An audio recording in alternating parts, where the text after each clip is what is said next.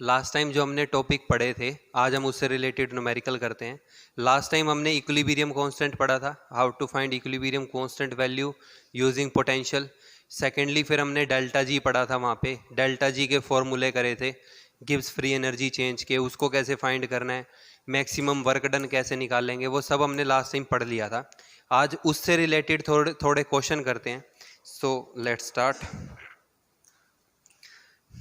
आप देखो, जो हमारे पास पहली स्टेटमेंट है वो ये है, estimate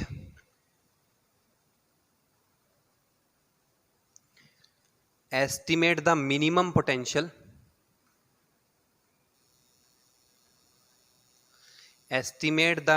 potential difference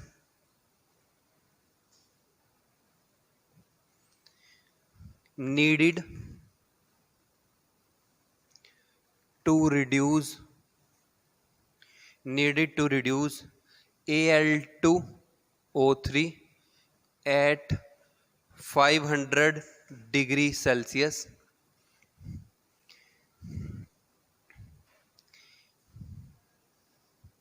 The free energy change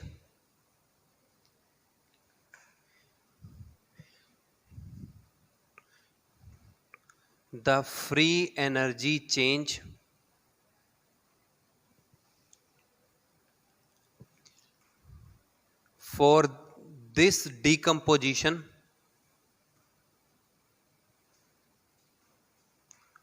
is 960 kilojoule. उसने हमारे को फ्री एनर्जी चेंज भी बता रखा है इस केस के अंदर, और उसने रिएक्शन बता रखी है 2/3 Al2O3 रिएक्ट करके 4/3 एल्यूमिनियम बना रहा है और साथ में बन रहा है O2। अब देखो इस क्वेश्चन के अंदर उसने हमारे को ये कह रखा है,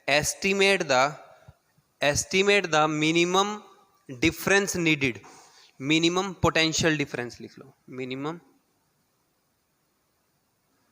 potential difference needed to reduce Al2O3 at 500 degree Celsius.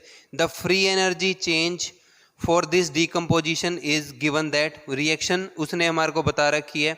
अब हमें क्या निकालना है, हमें पोटेंशियल निकालना है, दैट इज हमें E फाइंड करना है। यहाँ पे E ऑफ सेल, ये जो सेल है इसका E की वैल्यू क्या होगी। अब रिएक्शन उसने हमारे को बता रखी है। अब जो डेल्टा जी है, देखो डेल्टा जी किसके इक्वल था, -NFE ऑफ सेल के। Now this is what we have to find. F is 96,500 coulomb and this is constant value. ठीक है, अब इसके बाद डेल्टा जी उसने हमारे को बता रखा है, ये वैल्यू 960 किलो जूल है। ठीक है, अब बस क्वेश्चन सोल्व करने के लिए हमें क्या चाहिए, हमें n की वैल्यू को फाइंड करना पड़ेगा कि भाई ये जो गिवन रिएक्शन है, इस गिवन रिएक्शन के अंदर n की वैल्यू कितनी आ रही है। अब देखो भाई इस क्वेश्चन को जब हम स्टैंडर्डाइज करते हैं, मैं 2/3 हटा रहा हूं एक बार, कि जब Al2O3 टूटता है तो 2 एल्यूमिनियम बनेंगे और साथ में 3 ऑक्सीजन है ना, तो 3/2 हमारे पास क्या बन रहे होंगे, यहाँ पे O2 बन रहे होंगे।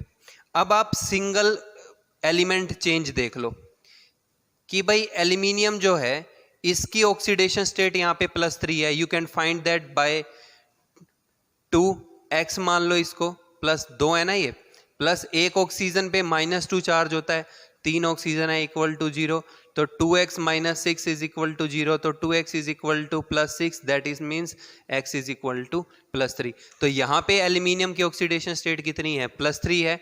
यहाँ पे एल्यूमिनियम न्यूट्रल है तो कितना है, 0। अब देखो एक एल्यूमिनियम पे 3 का चेंज है, तो इसने क्या कर रखा होगा, ये रिडक्शन हो रहा है, तो एक एल्यूमिनियम ने 3 इलेक्ट्रॉन गेन किए हैं। अब यहां पे एल्यूमिनियम कितने हैं, देखो 2, तो इसका मतलब है कि इसने कितने इलेक्ट्रॉन एक्सेप्ट करे होंगे, 6 इलेक्ट्रॉन एक्सेप्ट करे होंगे, तब जाके ये हमारे पास बना होगा। ठीक है, अब इस केस के अंदर इसने 6 इलेक्ट्रॉन एक्सेप्ट करे हैं तो इसने 6 इलेक्ट्रॉन क्या करे होंगे, लॉस करे होंगे। आप इस केस के अंदर देखो, आप ये ध्यान रख सकते हो, क्योंकि देखो इलेक्ट्रॉन इसने गेन करे हैं, ऑक्सीजन ने लॉस करे हैं। यहाँ पे ऑक्सीजन जो है वो कितने में है, -2 में। यहाँ पे ऑक्सीजन कितने में है, 0 में। तो यहाँ पे 3 O2 नेगेटिव हैं, ये 3/2 बन रहे हैं। तो 0 -2 करोगे तो कितना आ जाएगा, +2 का चेंज है। ठीक है, एक ऑक्सीजन पे कितने ऑक्सीजन है, 3, तो इंटू 3 कितना आ जाएगा, 6। तो इसका मतलब क्या है कि इस रिएक्शन के अंदर जो n की वैल्यू है, अगर ये रिएक्शन होती फॉर दिस रिएक्शन, इस रिएक्शन के लिए n की वैल्यू कितनी आनी चाहिए थी, 6। अब देखो रिएक्शन उसने क्या कर रखा है, 2/3 से मल्टीप्लाई कर रखा है। ठीक है, पूरी रिएक्शन को उसने 2/3 से मल्टीप्लाई कर रखा है। ये आप देखो, ये जो हमारे पास रिएक्शन है ये इससे बन कैसे सकती है। In that question he has multiplied that reaction by 2/3, तो 2/3 से मल्टीप्लाई कर रहा है। तो अगर मैं इस रिएक्शन को 2/3 से मल्टीप्लाई करूं तो 2/3 Al2O3 कन्वर्ट होके बनाएगा 2/3 है ना, तो 2/3 into 2 aluminium plus 3/2 into 2/3, 3/2 into 2/3 और साथ में क्या आ रहा है, O2, ये कैंसिल हो जाएगा। तो यहाँ पे ये बन जाएगा अपने पास 4/3 और जो गिवन इक्वेशन है वो यही है। ठीक है, अब रिएक्शन को मल्टीप्लाई किया उसने कितने से, 2/3 को, तो इलेक्ट्रॉन को भी कितने से मल्टीप्लाई करेंगे, 2/3 से। तो 6 इंटू 2/3 जब हम करेंगे तो ये कितना आ जाएगा, 4। तो इसका मतलब क्या है कि जो ये हमारे पास गिवन रिएक्शन है, इस गिवन रिएक्शन के अंदर n की वैल्यू कितनी आ रही होगी भाई, 4 आ रही होगी। ठीक है, तो यहां से ये क्वेश्चन लिखने का स्पेसिफिक रीजन यही है कि आपको ये ध्यान रखना है कि आप n की वैल्यू को कैसे फाइंड करोगे। तो आप n की वैल्यू को यूजिंग दैट कंसेप्ट फाइंड कर सकते हो। जो नंबर है उसको हटा दो, पहले एक बार स्टैंडर्ड केस बना लो, फिर जिस नंबर से रिएक्शन को मल्टीप्लाई कर रखा है you have to multiply that number by number of electrons. So finally for that question we have find that कि जो n की वैल्यू है वो कितनी आ रही होगी, 4। अब आप डेल्टा जी की वैल्यू रख दो, तो डेल्टा जी कितना आ रहा है यहाँ पे, 960 kilo joule divided by, minus यहाँ ले आते हैं साथ में, n की वैल्यू कितनी है, 4 है, इंटू f की value 96,500 coulomb is equal to E of cell. अब आप यहाँ पे कैलकुलेशन कर सकते हो और आप कैलकुलेशन करने के बाद यहां से क्या फाइंड कर लोगे, n की वैल्यू। एक चीज का ध्यान रखना है, ये मैंने आपको पहले भी बताया था कि यूनिट कटने बहुत जरूरी हैं, अदरवाइज क्वेश्चन जो है वो गलत होगा। यहां पे सीधा काट दो, गलत होगा ये। ठीक है, अब आपको क्या करना है, आपने कल हमने ये पढ़ा था कि coulomb into volt is equal to joule, coulomb into volt is equal to joule. अब यहां पे देखो क्या है, जूल बाय कूलम है, तो जूल बाय कूलम करते हैं तो वोल्ट रह जाएगा, volt is equal to joule by coulomb. तो अब यहां किलो जूल है, तो पहले हम क्या करेंगे, किलो जूल को जूल में कन्वर्ट करेंगे, तो ये आ जाएगा -960 into 1000 joule by 4 into 96,500, 2 zero से 2 जीरो कट रही होंगी। ठीक है, E ऑफ सेल। तो अब E ऑफ सेल जो है वो जो भी वैल्यू आ रही होगी माइनस की आएगी, कुछ कैलकुलेशन मल्टीप्लिकेशन सब्ट्रैक्शन करके देख लो, जो वैल्यू आ रही है सोल्व करके यहाँ पे लिख देना, पीछे यूनिट क्या बचेगी, वोल्ट। ठीक है, तो भाई ये जो गिवन क्वेश्चन है, इस गिवन क्वेश्चन का जो आंसर आ रहा होगा वो आप फाइंड करके देख सकते हो कितना आएगा। ठीक है, इसके अंदर जो वैल्यू आ रही है वो -2.487 है, -2.487 वोल्ट। ठीक है, तो भाई आप ये वैल्यू को फाइंड कर सकते हो। इसके बाद देखो, इस पे से मैं आपको एक क्वेश्चन और कराता हूँ related to the value of N, कि भाई एग्जैक्टली फॉर्मूले तो आप ध्यान रख लोगे कि छोटे छोटे फॉर्मूले हैं, बट आपको एन की वैल्यू कैसे फाइंड करनी है ये ध्यान रखना है आपने यहाँ पे।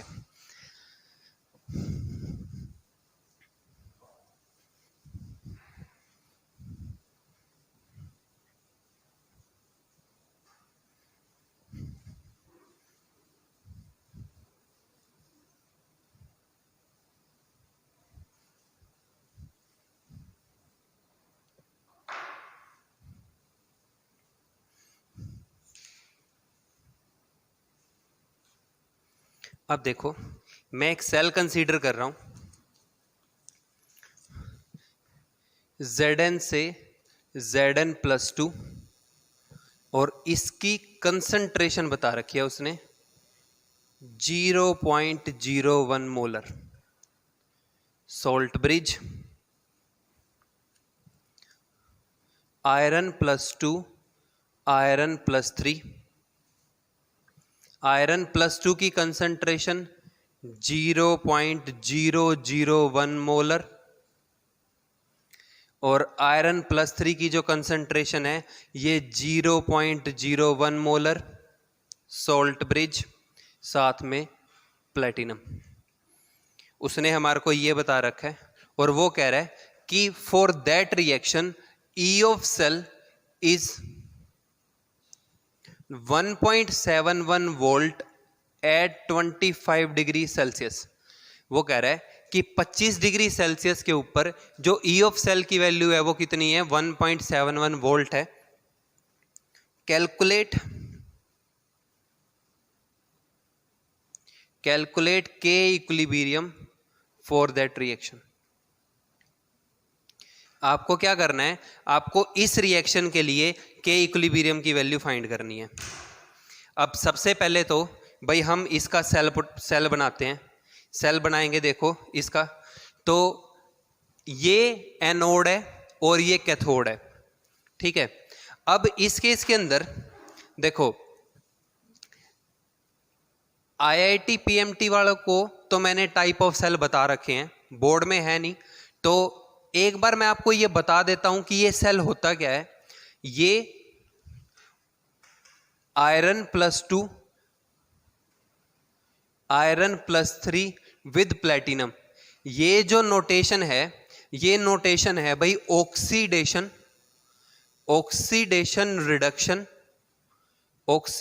रिडक्शन इलेक्ट्रोड की।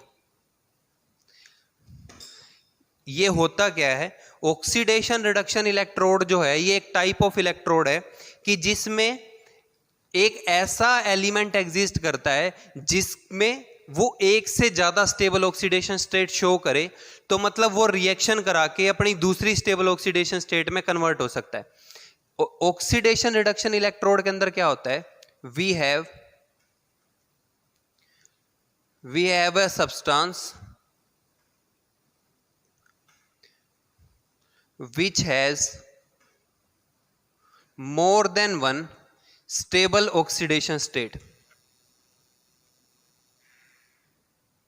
हमारे पास क्या होगा, कोई ऐसा सब्सटेंस होगा जिसकी एक से ज्यादा स्टेबल ऑक्सीडेशन स्टेट एग्जिस्ट कर रही होगी, और उस केस के अंदर हम क्या बनाते हैं, ऑक्सीडेशन रिडक्शन इलेक्ट्रोड। यहां पे क्या करते हैं, एक कंटेनर लेते हैं, उसी कंटेनर के अंदर दोनों ऑक्सीडेशन स्टेट रखते हैं, बोथ ऑक्सीडेशन स्टेट आयंस। यहां दोनों ऑक्सीडेशन स्टेट के आयन होंगे, लोअर का भी और हाइयर का भी, और यहां पे ऐसे प्लेटिनम की वायर लगाई हुई होगी। तो ये नोटेशन है। अब इस क्वेश्चन के अंदर हमें करना क्या है कि हमें K इक्विलिब्रियम की वैल्यू को फाइंड करना है। तो देखो, अभी हमने फॉर्मूला लिखे थे कि E नोट ऑफ सेल जो है एट इक्विलिब्रियम, तो यही बनता है। इक्विलिब्रियम पे क्या होता है कि जो E नोट ऑफ सेल है ये इक्वल आएगा 0.0591 by n log K equilibrium. तो जब हमें K इक्विलिब्रियम फाइंड करना है तो हमें पहले क्या चाहिए, E नोट ऑफ सेल चाहिए। यहां पे उसने हमारे को क्या बता रखा है, यहां पे उसने हमारे को E ऑफ सेल बता रखा है, E नोट ऑफ सेल नहीं बता रखा, ठीक है। तो अब इस केस के अंदर सबसे पहले हमें क्या करना पड़ेगा, हमें E naught of cell find करना पड़ेगा। पहले हम क्या करेंगे, E नोट ऑफ सेल को फाइंड करेंगे, फिर सेकेंडली हम क्या करेंगे, फिर हम K इक्विलिब्रियम की वैल्यू को फाइंड करेंगे यहां पे। तो अब इस केस के अंदर सबसे पहले इसकी रिएक्शन बनाते हैं। तो ये एनोड होगा, तो इस पे ऑक्सीडेशन हो रहा होगा, ये कैथोड है, यहां पे रिडक्शन हो रहा होगा। अब इस केस के अंदर तो जिंक चेंज हो रहा है किसमें, Zn+2 में, एक्वस, ठीक है। अब ये तो हो गया ऑक्सीडेशन। अब यहां पे दो चीजें हैं भाई, एक आयरन +2 है और एक आयरन +3 है। अब ये दोनों ऑक्सीडेशन स्टेट जो हैं ये आपस में वेरी कर रही होंगी, आयरन +2 आयरन +3 में कन्वर्ट होगा या आयरन +3 आयरन +2 में कन्वर्ट होगा। तो अब हमने ये देखना है कि इनमें से, अब देखो ये लोअर ऑक्सीडेशन स्टेट है और ये हायर वाली है, ठीक है। तो अब इस केस के अंदर रिडक्शन, इस पे तो ऑक्सीडेशन हो चुका है, अब ये देखना है कि इनमें से रिडक्शन किस पे है। तो भाई आयरन +2 अगर आयरन +3 में कन्वर्ट होता है, लोअर से हायर, तो ये क्या शो करेगा, ऑक्सीडेशन। हमें क्या कराना है, रिडक्शन। तो आयरन +3 किस में चेंज हो रहा होगा, आयरन +2 में, और ये क्या नोटिफाई कर रहा होगा, रिडक्शन को। तो ये तो बन गया हमारे पास ऑक्सीडेशन हाफ। अब हमें क्या लिखना है, रिडक्शन हाफ लिखना है। तो यहां पे रिडक्शन की रिएक्शन कौन से वाली बनेगी, ये वाली। तो आप ये रिएक्शन यहां पे नोट कर दो साथ में, आयरन +3 एक इलेक्ट्रॉन को एक्सेप्ट करके, क्योंकि देखो ऑक्सीडेशन स्टेट चेंज एक की हो रही है, ठीक है। जिसको डाउट लग रहा हो इस चीज में, आप क्या करा करो, final oxidation state minus initial. अगर आपको चेंज फाइंड करना है तो आप क्या करो, फाइनल माइनस इनिशियल। तो फाइनल कितनी है 2, इनिशियल 0, तो ये कितना आ जाएगा 2। 2 - 3 करोगे तो कितना आएगा 1, और वही हमने यहां लिख दिया। अब दोनों साइड इलेक्ट्रॉन को बराबर करने के लिए मुझे क्या करना पड़ेगा, इस रिएक्शन को 2 से मल्टीप्लाई करना पड़ेगा। तो यहां पे क्या बन जाएंगे, 2 आयरन +3 वाले 2 इलेक्ट्रॉन को एक्सेप्ट करके क्या बना रहे होंगे, 2 आयरन +2 बना रहे होंगे। तो ये रिएक्शन हमारे पास आ गई यहां पे। अब इन दोनों को मैं ऐड कर रहा हूं, तो ऐड करते हुए अपोजिट साइड वाले सेम कैंसिल हो जाएंगे। तो जिंक सॉलिड 2 आयरन +3 कन्वर्ट होके जिंक +2 और साथ में 2 आयरन +2, ये हमारे पास बन रहा होगा। तो भाई ये अपने पास क्या आ जाएगी, नेट रिएक्शन। तो नेट रिएक्शन आपके पास आ चुकी है। करना क्या है, सबसे पहले E naught of cell find करना है। तो देखो for finding E naught of cell, E naught of cell find करने के लिए हम पहले नर्स्ट इक्वेशन यूज करते हैं। यहां पे E of cell is equal to E naught of cell minus 0.0591 by n log Q, ठीक है। तो पहले हम यहां से इससे क्या करेंगे, ई नोट ऑफ सेल फाइंड कर लेंगे। हम पहले ये मान लेते हैं कि रिएक्शन इक्विलिब्रियम में नहीं है। तो जब रिएक्शन इक्विलिब्रियम में नहीं है तो at that time we are finding E naught of cell. E of cell उसने हमारे को बता दिया 1.71 वोल्ट है। E naught of cell minus 0.0591 by n की वैल्यू मैंने आपको कहा था कि कोई भी बैलेंस हाफ सेल देख लो, यहाँ पे n की वैल्यू कितनी आ रही है 2, यहाँ पे भी n की वैल्यू कितनी आ रही है 2, तो बाय क्या कर दोगे आप 2 लोग। अब क्यू लिखना है, ये रिएक्शन मैंने इसीलिए लिखी थी क्योंकि हमें यहाँ पे क्यू की वैल्यू लिखनी थी। अब देखो कंसंट्रेशन ऑफ प्रोडक्ट, तो Zn+2 की पावर 1 आयरन +2, आगे नंबर क्या है 2, तो पावर भी कितनी हो जाएगी 2 divided by concentration of zinc solid, ये कितना होता है 1 into concentration of iron +3, iron +3 की पावर कितनी आएगी 2 आएगी। तो 1.71 volt is equal to E naught of cell minus 0.0591 by 2 log. Zinc +2, zinc +2 की कंसंट्रेशन देखो कितनी है यहाँ पे 0.01 मोल, तो 0.01 की पावर 1 इंटू आयरन +2 की कंसंट्रेशन कितनी है 0.001, तो 0.001 की पावर कितनी आएगी 2 अपॉन, ये तो 1 होता है सॉलिड, तो आयरन +3 की कंसंट्रेशन कितनी है 0.01 और ऊपर पावर कितनी आएगी 2। तो हम क्या करेंगे यहां से ई नॉट ऑफ सेल की वैल्यू को फाइंड कर लेंगे। तो भाई 1.71 volt is equal to E naught of cell minus 0.0591 by 2 log. इसको 1/100 लिख सकते हैं, इनटू इसको 1/1000 लिख सकते हैं। ठीक है, 2 बार, क्योंकि स्केयर है ना, तो 1/1000 इनटू, अब इसको 1/100 लिख सकते हैं, तो 1/100 करोगे तो 1 नीचे रह जाएगा, 100 ऊपर, मल्टीप्लाई 2 बार है, स्केयर है तो 2 बार लिख लो। तो 2 जीरो से 2 जीरो कैंसिल, 2 जीरो से ये 2 जीरो कैंसिल, तो नीचे कितनी बच रही है, 4 जीरो, मतलब 10 की पावर 4, वो ऊपर जाके क्या हो जाएगा, माइनस। तो 1.71 volt is equal to E naught of cell minus 0.0591 by 2 log 10 की पावर -4। तो ये यहां पे आ गया, प्लस हो जाएगा, तो E naught of cell minus minus plus 0.0591 by 2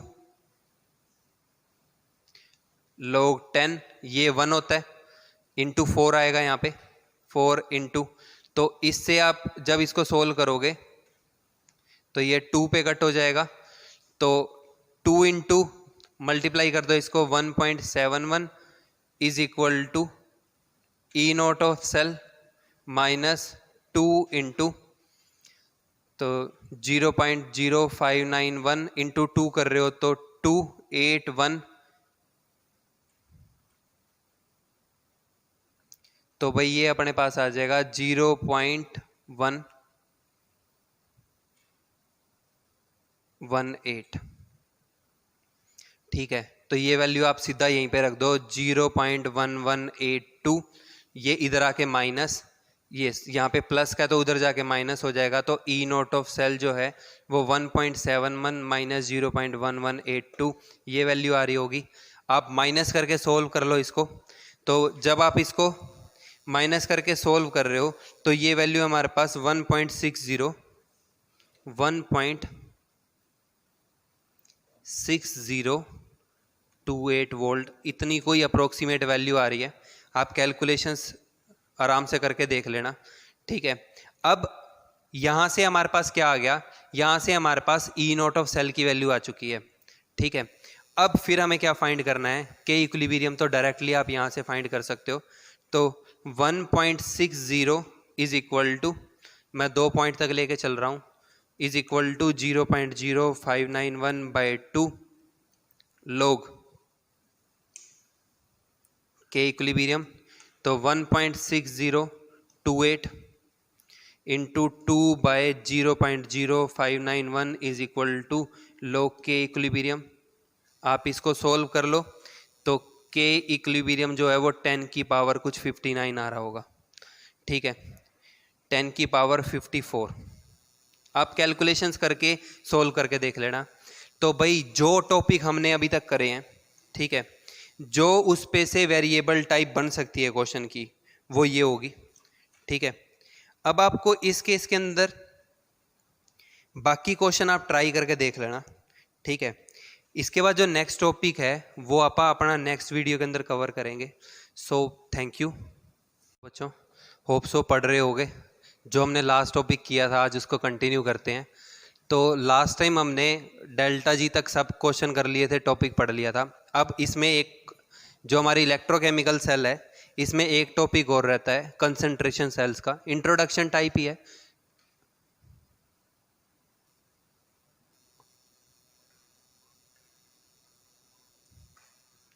concentration cells, अब देखो यहां पे नेम ही हमारे को इंप्लाई कर रहा है कि फर्क कहां पे आएगा, कंसंट्रेशन में। ठीक है, both electrodes will be same, जो दोनों इलेक्ट्रोड हैं वो क्या होंगी, सेम होगा। फर्क कहां पे होगा, आइदर डिफरेंस इन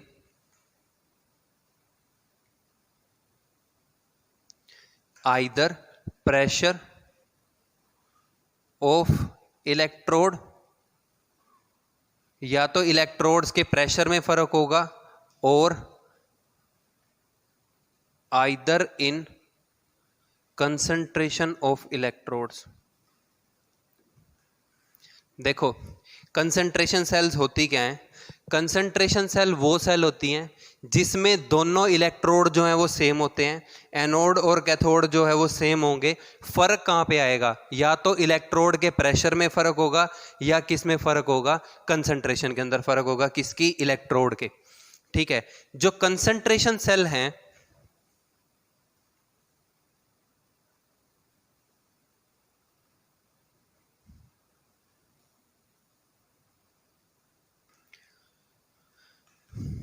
ये आगे फर्दर टाइप होती है इनकी। एक तो है हमारे पास electrode concentration cell,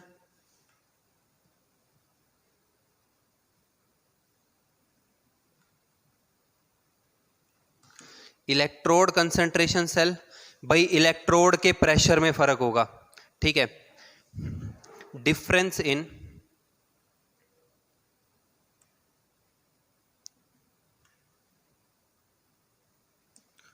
pressure of electrode, electrode के प्रेशर में जब फर्क होगा, मतलब जब इलेक्ट्रोड दो की डिफरेंट है, मतलब इलेक्ट्रोड के प्रेशर में डिफरेंस है, तो उसको हम क्या कहेंगे? Electrode concentration cell. और एक होती है electrolyte concentration cell.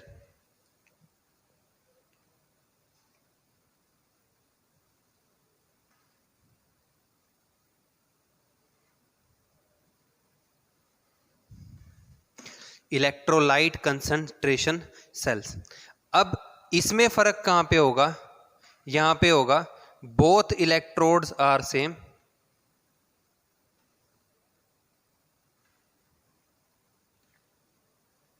But difference इन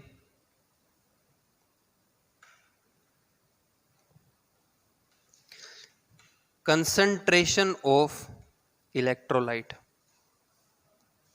दोनों इलेक्ट्रोड क्या होंगे? सेम होंगे, लेकिन फर्क कहां पे आ रहा होगा? जो दोनों इलेक्ट्रोलाइट, दो इलेक्ट्रोड की इलेक्ट्रोलाइट हैं, उनके कंसंट्रेशन के अंदर डिफरेंस आ रहा होगा। अब हम वन बाय वन दोनों के फॉर्मूले बनाते हैं और दोनों को एक्सप्लेन करते हैं। तो देखो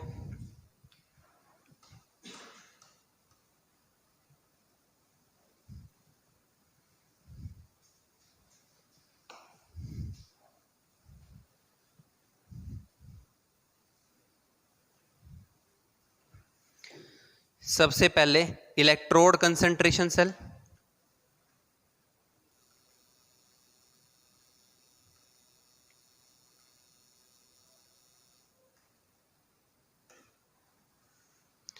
इलेक्ट्रोड कंसंट्रेशन सेल्स। अब हम क्या करते हैं?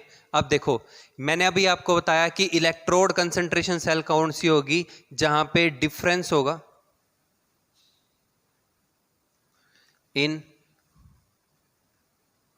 Pressure at electrode.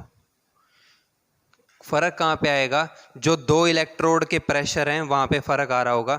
मैं एग्जांपल लेके चल रहा हूं कि हमारे पास दो हाइड्रोजन इलेक्ट्रोड हैं,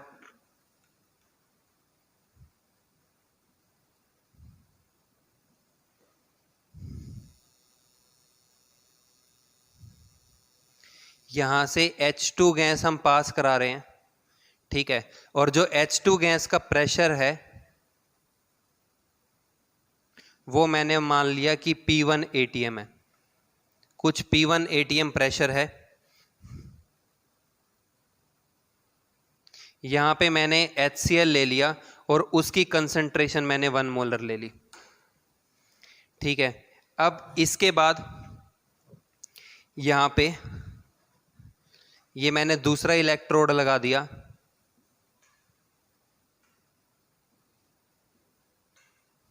सेम यहां पे भी मैंने कंसंट्रेटेड HCl ले लिया 1 मोलर।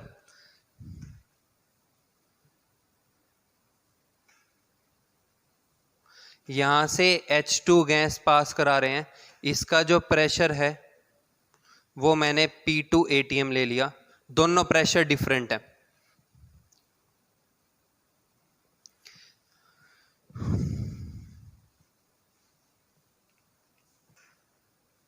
यहाँ पे वोल्ट मीटर लगा दिया और ये हमने कनेक्ट कर दिया। ठीक है, तो ये एग्जाम्पल बन रहा है कि इसका इलेक्ट्रोड कंसंट्रेशन सेल का। अब इसकी जो रिप्रेजेंटेशन है वो कुछ ऐसे हो सकती है। अब बात ये आती है कि भाई फ्लो ऑफ इलेक्ट्रॉन कैसे होगा, रिएक्शन कैसे होगी, तो हम ये सब चीजें एक बार इसमें पढ़ते हैं। ठीक है, अब देखो लेट मैं मान के चल रहा हूं सॉरी, अब हम मान के चल रहे हैं कि जो प्रेशर P1 है वो ग्रेटर है किससे, P2 से। भाई मैंने ये मान लिया कि जो प्रेशर P1 की वैल्यू है वो ग्रेटर आ रही है किससे, P2 से आ रही है। तो इस केस के अंदर, और मैं ये मान रहा हूं कि जो हमारे पास ये P1 है जो हाई प्रेशर है वो एनोड एक्ट कर रहा है और जो लो प्रेशर है वो कैथोड एक्ट कर रहा है। मैंने ये मान लिया।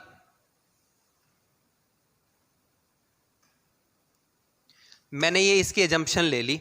अब इस केस के अंदर हाई प्रेशर वाले पे क्या होगा, फिर ऑक्सीडेशन। ये प्रेशर हाई है, अभी हमने वहां पे ये लिखा है। तो अगर ये हाई प्रेशर है तो मैं इसको एनोड मान रहा हूं, तो इसके ऊपर क्या हो रहा होगा, ऑक्सीडेशन। ठीक है, तो इसके ऊपर क्या होगा, रिडक्शन होगा। भाई जो हाइड्रोजन इलेक्ट्रोड थी हमने उसकी दो रिएक्शन बनाई थी कि भाई 2H+ 2 इलेक्ट्रॉन को एक्सेप्ट करके H2 गैस बनाता है। अगर रिडक्शन हो रहा है तो हमने ये रिएक्शन लिखनी है, और अगर ऑक्सीडेशन हो रहा है,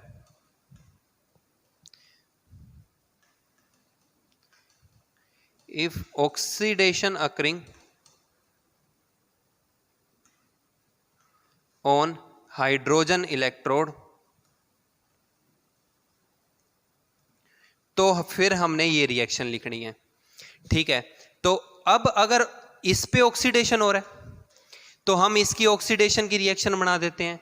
तो क्या हो रहा होगा, H2 गैस जिसका प्रेशर क्या है, P1 है, ये कन्वर्ट होके क्या बना रहा है, 2H+ बना रहा है। इसकी कंसेंट्रेशन कितनी है, 1 मोलर है। देखो HCl में H+ की कंसेंट्रेशन कितनी है, 1 मोलर, और ये क्या कर रहा है, 2 इलेक्ट्रॉन को लॉस कर रहा है। तो इसके ऊपर जो रिएक्शन हो रही होगी वो तो ये होगी।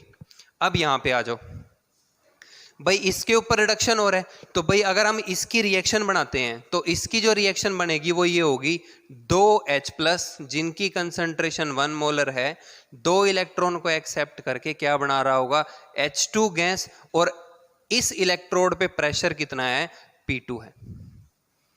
ठीक है, तो अब दोनों रिएक्शन आपके पास बन चुकी हैं। आप क्या करोगे, आप नेट रिएक्शन को फाइंड करोगे by adding both these two. तो हमारे पास नेट रिएक्शन क्या आ रही होगी, आप दोनों रिएक्शन को ऐड कर दो तो क्या आ रहा होगा, H2 gas having pressure P1 plus 2H+ plus 2 electron convert होके H2 गैस बना रहा है जिसका प्रेशर P2, 2H+ 2 इलेक्ट्रॉन, ये कैंसिल हो जाएगा। तो नेट क्या होगा, H2 gas pressure P1 convert हो रहा होगा H2 गैस प्रेशर P2 के। बाकी तो सब कैंसिल हो जाएगा, ये दो जो हैं ये दो इन दो से कैंसिल हो रहे होंगे। ठीक है, तो अब हमारे पास ये नेट रिएक्शन है।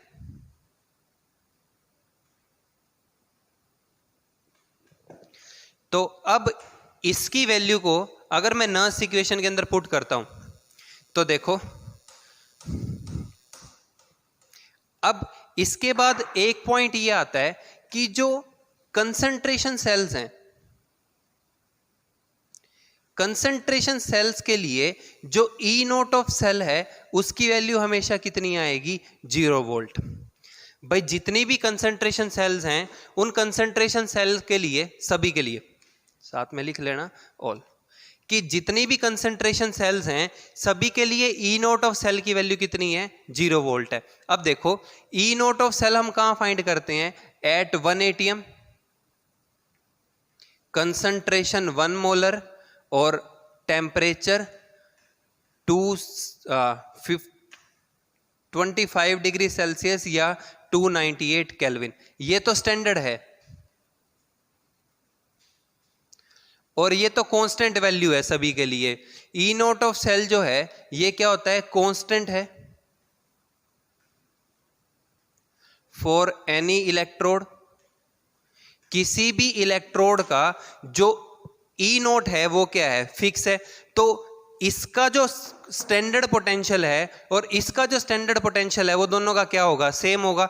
हमने ये पढ़ा भी था कि E naught for H+2H2 is equal to 0 volt and this is fix value.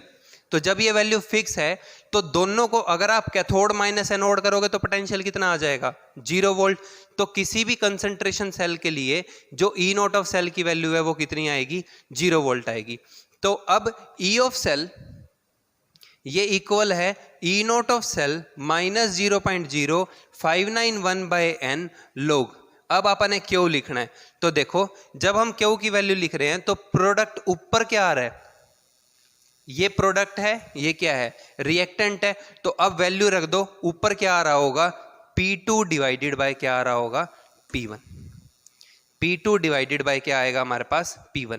अब इस केस के अंदर ये ई नोट ऑफ सेल कितना है, 0 है। तो भाई E of cell is equal to 0 minus 0.0591 by n log P2 divided by P1।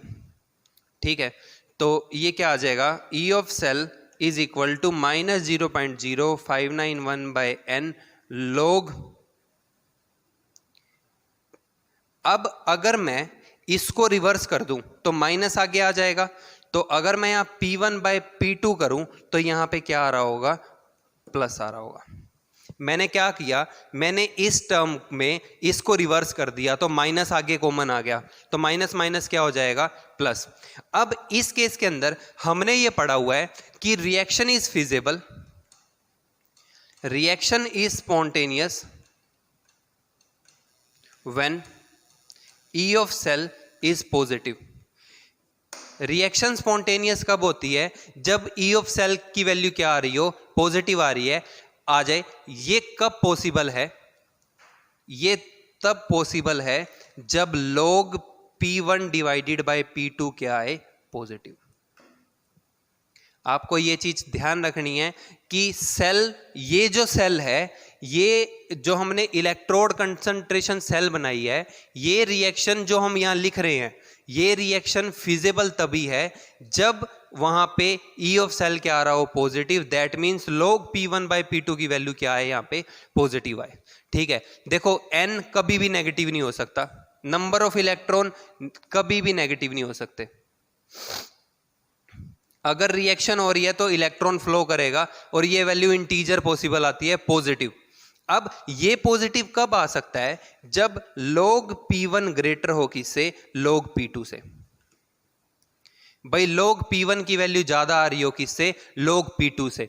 तो दैट मींस log से क्या हो जाएगा, log कैंसल, P1 क्या आना चाहिए, ग्रेटर देन P2। तो इलेक्ट्रोड कंसंट्रेशन सेल की जो कंडीशन है वर्किंग की वो ये है कि P1 ग्रेटर आएगा किससे, P2 से। तो भाई नेट पॉइंट हमारे पास ये आता है,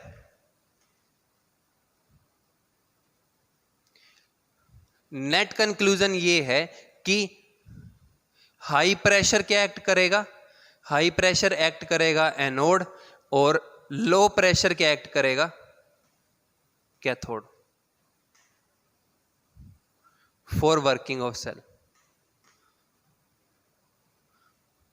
अगर आपको सेल की वर्किंग करानी है तो हाई प्रेशर क्या एक्ट करेगा, एनोड एक्ट करेगा और लो क्या एक्ट करेगा, कैथोड। ये पॉइंट आपको ध्यान रखना है। तो ये हमारे पास जो था ये एग्जाम्पल बनता है किसका, इलेक्ट्रोड कंसंट्रेशन सेल का। ठीक है, अब इसमें और बहुत सारे एग्जाम्पल हो सकते हैं। आपने जर्नल इंट्रोडक्शन पढ़नी है तो मैंने आपको ये जर्नल इंट्रोडक्शन के अंदर एक एग्जाम्पल करा दिया। ऐसे ही इलेक्ट्रोलाइट कंसंट्रेशन सेल है, ठीक है। On the same basis we can solve the whole equation for electrolyte concentration cell. मैं आपको इसका एग्जाम्पल बता देता हूं कि आपको बनाना कैसे है। अब अगर इसकी बात आ जाए ना, इसकी, तो इसको रिप्रेजेंटेशन ऐसे करते हैं हम, H2 with P2, pressure P1, H plus concentration C, देखो दोनों के अंदर जो H प्लस की कंसंट्रेशन की वैल्यू क्या है, सेम है, इन H2P2 इंटू Pt। ये इस इलेक्ट्रोड कंसंट्रेशन सेल की रिप्रेजेंटेशन भी हो सकती थी भाई। जो हमारी ये सेल है इसकी अगर हम रिप्रेजेंटेशन की बात करें तो रिप्रेजेंटेशन ये आ सकती है, ठीक है। अब मैं आपको इलेक्ट्रोलाइट कंसंट्रेशन सेल बता देता हूं कि आपको इलेक्ट्रोलाइट कंसंट्रेशन सेल कैसे बनानी है। आप सेम एग्जांपल ले सकते हो, ठीक है। अब हम इसी को ही इलेक्ट्रोलाइट कंसंट्रेशन सेल में कन्वर्ट करते हैं।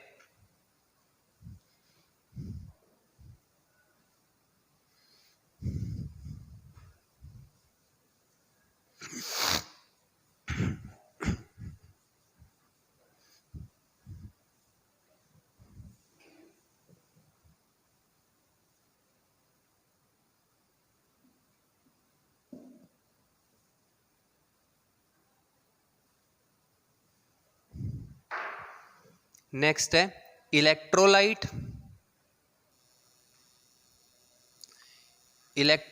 Concentration cell. तो यहां पे क्या होगा, difference in concentration of both electrode. जो दो इलेक्ट्रोड हैं उनकी क्या होगा, कंसंट्रेशन के अंदर डिफरेंस आए, ठीक है। किसकी, इलेक्ट्रोलाइट की। प्रेशर क्या रहेगा, सेम।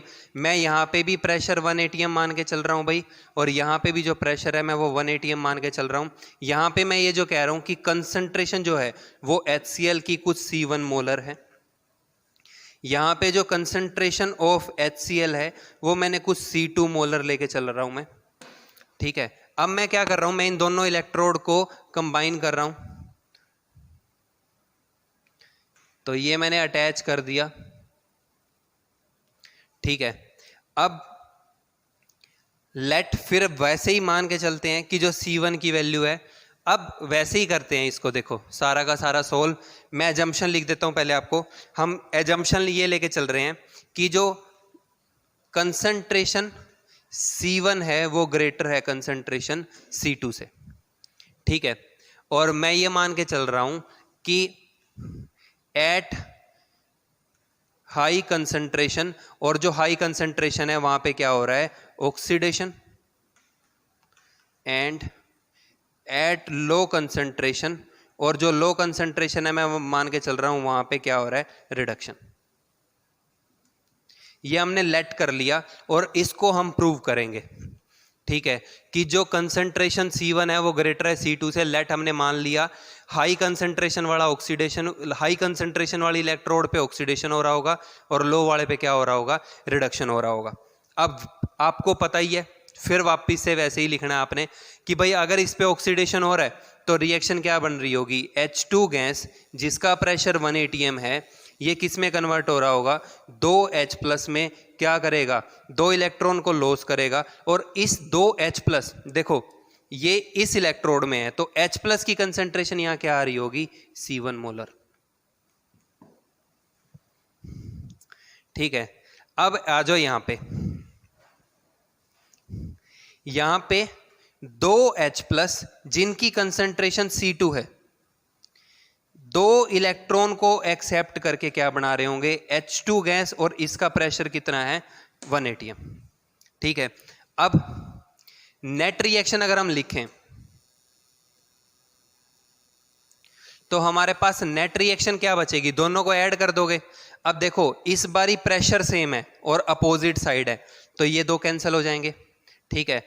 2 इलेक्ट्रॉन से 2 इलेक्ट्रॉन कैंसिल हो जाएंगे। अब देखो ये आपका बच रहा है लेफ्ट साइड, तो 2H प्लस जिनकी कंसंट्रेशन C2 है ये किस में कन्वर्ट हो रहे होंगे, 2H प्लस जिनकी कंसंट्रेशन C1 है, ठीक है। तो भाई अब अगर आप रिएक्शन फिर वही नर्स इक्वेशन लिखते हो तो इसके लिए भी E नॉट ऑफ सेल की वैल्यू क्या होगी, 0, क्योंकि ये स्टैंडर्ड केस है। तो E ऑफ सेल कितना आ रहा होगा, -0.0591 बाय n लोग। अब देखो हमारे पास ये बन रहा है अगर आप क्यू लिखते हो तो कंसंट्रेशन ऑफ H प्लस क्या है, C1, C1 की पावर कितनी आएगी 2 divided by concentration of C2 की पावर कितनी आएगी 2। ठीक है, तो अब इस केस के अंदर अगर आप इसको सोल्व करते हो तो देखो 2 यहां पे इसको ऐसे लिख लेते हैं -0.0591 by n log C1 bye C2 की पावर कितनी आ जाएगी 2। तो अब ये आगे आगे मल्टीप्लाई हो जाएगा तो -2 इंटू 0.0591 बाय n log, मैं इसको रिवर्स कर रहा हूं तो क्या आ जाएगा C2 डिवाइडेड बाय C1, तो आगे क्या आ जाएगा प्लस साइन। ठीक है, तो अब E ऑफ सेल पॉजिटिव कब होगा, जब log C2 divided by C1 क्या हो ग्रेटर देन 0। ठीक है, रिएक्शन स्पॉन्टेनियस कब होगी, जब log C2 divided by C1 की वैल्यू क्या हो ग्रेटर देन 0। तो इसका मतलब क्या है कि log C2 ग्रेटर होना चाहिए किससे, log C1 से log कैंसिल, C2 ग्रेटर आना चाहिए किससे, C1 से। तो अब यहां से हमें क्या पता लग रहा है कि रिएक्शन स्पॉन्टेनियस कब हो सकती है, जब C2 की वैल्यू ज्यादा हो किससे, C1 से। इसका मतलब क्या है कि जिस इलेक्ट्रोड पे रिडक्शन हो रहा है, ठीक है, वो वाली इलेक्ट्रोड की कंसंट्रेशन क्या होनी चाहिए, ज्यादा। देखो यहां पे आपने अजम्पशन की थी, आपने अजम्पशन ये ली कि भाई C1 ग्रेटर देन है किससे, C2 से। तो C1 ग्रेटर देन C2 है, तो मैंने ये मान लिया कि हाई कंसंट्रेशन वाले पे क्या हो रहा है ऑक्सीडेशन, लो कंसंट्रेशन वाले पे क्या हो रहा है रिडक्शन। अगर आप ये अजम्पशन मान के चलते रहते हैं तो ये क्या आएगा नेगेटिव। तो इसका मतलब क्या है कि वो अजम्पशन से रिएक्शन क्या आएगी नॉन स्पॉन्टेनियस। वो जो अजम्पशन है उस अजम्पशन से क्या आ रही होगी reaction non spontaneous. Reaction spontaneous कब होगी, reaction is spontaneous when high concentration electrode.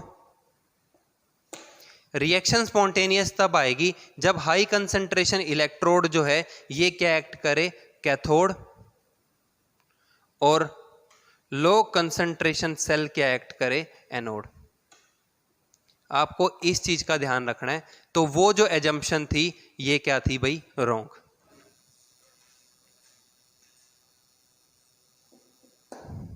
ये गलत है। जो अपना आंसर आ रहा है, ठीक है, आंसर ये है कि ये सेल वर्किंग तभी कर सकता है जब हाई कंसंट्रेशन वाला क्या एक्ट करे कैथोड और लो कंसंट्रेशन वाला क्या एक्ट करे एनोड।